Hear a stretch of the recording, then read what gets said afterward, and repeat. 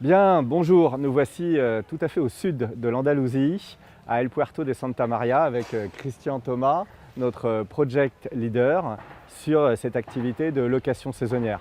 Alors, je vais te laisser parler d'El Puerto, un peu de toi évidemment, et de ce que tu nous as organisé comme type de visite pour que nos clients investisseurs puissent se rendre compte déjà, avant d'établir un projet avec toi, de ce qu'on peut avoir. Ok. Mais moi, ce qui m'a frappé à titre personnel, c'est que ce n'est plus du tout l'Espagne que j'ai connue il y a 30 ans, où on est là vraiment dans de la rénovation massive. On sent que les investisseurs sont arrivés, on sent que l'explosion du tourisme a amené énormément d'argent, et donc voilà, et tout ça c'est très rassurant pour un investisseur.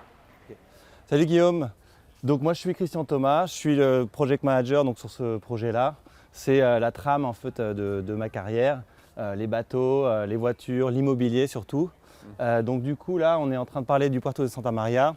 Moi ça fait depuis 15 ans que je vis ici, c'est un endroit que j'aime beaucoup et qui est en train de changer énormément. On voit beaucoup de touristes qui sont en train de venir donc, pour visiter la ville et ça change en fait la dynamique immobilière de cette ville.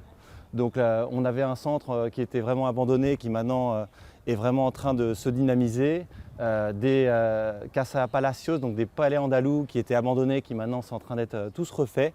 Et donc le marché immobilier se focalise vers ça. On a une vraie dynamique qui se met en place et c'est une opportunité qui se présente à nous pour se lancer là-dedans. D'accord. Pour la visite alors du coup? Alors, je vous ai préparé une petite visite, on va être ici pendant 48 heures.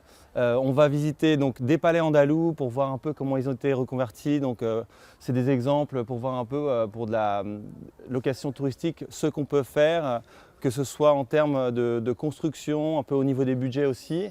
Et ensuite, on va voir des exemples aussi sur des petits appartements ou des petites maisons qu'on peut reconvertir et focaliser vers un Airbnb, que ce soit pour du tourisme espagnol ou du tourisme étranger.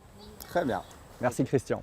Bon, ce que je voulais aussi, c'est insister auprès de nos investisseurs sur le fait que la location saisonnière n'a rien d'exotique.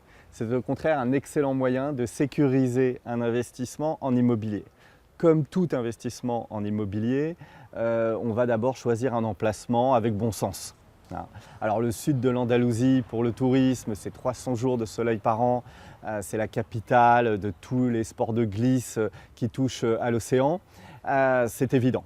Et puis une fois qu'on a choisi cet emplacement, avec la location saisonnière, on est sûr d'une chose, on est sûr de ne pas avoir de loyer impayé.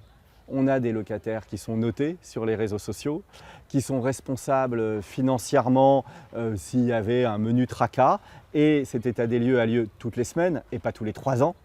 C'est ce qui fait que c'est un investissement qui est extrêmement sûr. Ajoutons enfin, et c'est très important, que l'Espagne, et grâce à Christian, on va encore avoir des emplacements rentables, ce qui n'est plus possible.